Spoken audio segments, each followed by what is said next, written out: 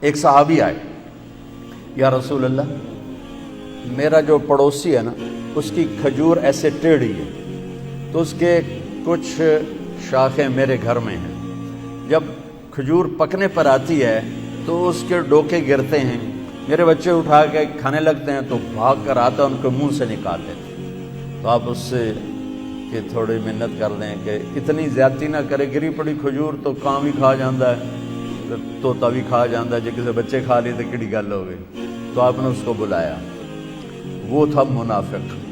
آپ نے کہا بھائی ایک سودا کرتے ہو؟ کہا جی فرمائیں۔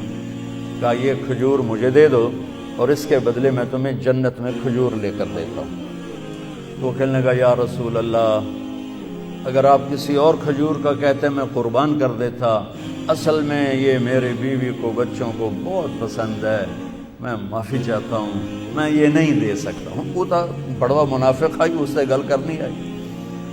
وہاں ایک جان نثار بھی بیٹھے ہیں، ان کا نام ہے ابو الدحداح۔ کہتے یا رسول اللہ میں لے دوں تو سودا کر دو، اگر وہ کھجور میں آپ کو لے کے دے دوں تو مجھ سے آپ سودا کرتے ہیں؟ کہنے کہ ہاں تیرے نال کر رہا ہوں۔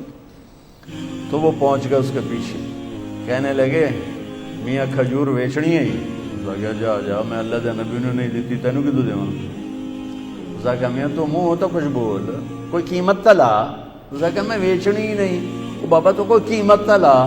اس نے جان چھڑانے کے لیے کہا اپنا باغ دے دے، کھجور لے لے۔ ان کے باغ میں 700 کھجوریں تھیں اور یہ ایک کھجور کسی کو لے کے دینی ہے۔ تو یہ کہتے ہیں سودے سے پھرو گے تو نہیں؟ ملاحظہ فرمائیں، 700 کھجوریں دے رہا ہے اپنی اور ایک کھجور لے کے کسی کو دے رہا ہے اور کہہ رہا ہے سودے سے پھرو گے تو نہیں؟ وہ کہنے لگا میں کوئی کملا، تو پھرے تو پھرے، میں کیوں پھرا، میرے تو پنجے گئے تو سر کڑائی۔ اس نے کہا ڈن ہو گیا اور دوڑ لگائی، یا رسول اللہ یا رسول اللہ میں نے سودا کر دیا، میں نے سودا کر دیا۔ آپ نے فرمایا کیا کیا، کیسے کیا؟ انہوں نے مجھے بھی نہیں دی۔ کہ یا رسول اللہ میرا باغ تھا 700 کھجوروں والا، وہ میں نے اس کو دے دیا، کھجور میں نے لے لی۔ تو آپ نے کہا میرا بھی سودا کینسل، پہلے ایک کھجور تھی، نہیں نہیں نہیں نہیں، میں آنکھوں سے دیکھ رہا ہوں تیرے لیے کھجوروں کے باغ جنت میں لگ گئے اور تیرے لیے محل کے محل تیار ہو گئے۔ کم من عزق ردا ودار فیا لأبی الدحداح، ابو الدحداح مبارک ہو، تیرے رب نے اس سودے پر تیرے لیے جنت میں باغات لگا دیے اور تیرے لیے گھر آپ بنا دیے۔ اور وہاں سے دوڑ لگائی۔ کھجوروں کا زمانہ تھا اور انصار شفٹ ہو جاتے تھے اپنے باغوں میں پھل کی حفاظت کے لیے، تو ان کی بیگم بچوں سمیت شفٹ ہو گئی تھیں باغ میں، تو اندر باؤنڈری وال کے اندر نہیں گئے، باہر کھڑے ہو گئے کہیں نیت نہ پھسل جائے۔ باہر سے نعرہ لگایا ام الدحداح، دحداح کی ماں، کہا جی، کہ بچے لے کر باہر آ جاؤ۔ خیریت کیا ہوا؟ کہ ہم نے سودا کر دیا، باغ کا سودا کر دیا۔ کہ کیا سودا کیا ہے؟ کہ اللہ کے نبی کے ہاتھوں کیا ہے، یہ باغ دے دیا ہے اور اللہ کے نبی سے جنت میں لے لیا ہے۔ تو وہ کہتی بچے کہ تو کا سنتے میں کہ تو کا سنتے تو ایک ساڑھو تے مصیبت پا چھڑی۔ وہ کہنے کہ ربح البیع ربح البیع، مبارک ہو میرے میاں، مبارک ہو، بڑا کھرا سودا کر کے آ رہے ہو، بڑی اعلیٰ تجارت کر کے آ رہے ہو۔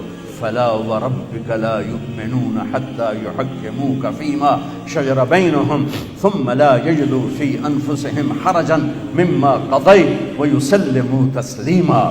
سر جھکانا پڑے گا، کٹانا پڑا تو کٹانا پڑے گا، چھوڑنا پڑا تو چھوڑنا پڑے گا۔ اللہ اس کے رسول کو پانے کے بعد